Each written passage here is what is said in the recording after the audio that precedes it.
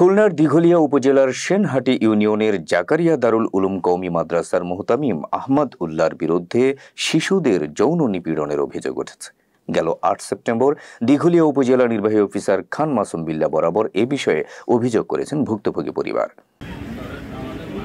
ভুক্তভোগী সূত্রে জানা গেছে, জাকারিয়া দারুল উলুম কওমি মাদ্রাসার মুহতামিম আহমদ উল্লাহ দীর্ঘদিন যাবৎ মাদ্রাসার ছোট ছোট শিক্ষার্থীদেরকে ভয়ভীতি দেখিয়ে যৌন নিপীড়ন করেছেন। উপজেলা নির্বাহী অফিসারের কাছে দেওয়া অভিযোগ ভুক্তভোগী শিক্ষার্থীরা আরও জানান, মুফতি আহমদুল্লাহ মুহতামিম হওয়ার পর থেকে প্রতিষ্ঠানের উপর বাহ্যিক ক্ষমতা প্রয়োগ, সাধারণ ছাত্র শিক্ষকদের বোর্ডিংয়ের সম্পদ এবং মালামাল আত্মসাৎ এবং মাদ্রাসার ছাত্রদের নিজ কক্ষে নিয়ে বলাৎকার করার মতো নিকৃষ্ট কাজে লিপ্ত হয়েছেন। এ বিষয়ে নিজেদের উপর হওয়া খারাপ আচরণের কথা জানিয়েছেন বেশ কয়েকজন শিক্ষার্থী। আসসালামু আলাইকুম, আমার নাম মোহাম্মদ নুর নবী শেখ। আমি জাকারিয়া মাদ্রাসার সাবেক ছাত্র। মুহতামিম জাকারিয়া মাদ্রাসার মুহতামিম আহমদুল্লাহ সাহেব আমাদের সে বলৎকার হয়, দৈনিক রাইতে নিয়ে যে সে উল্টো পাল্টা করে। ঠিক আছে, আমি এর একটা সুস্থ বিচার চাই।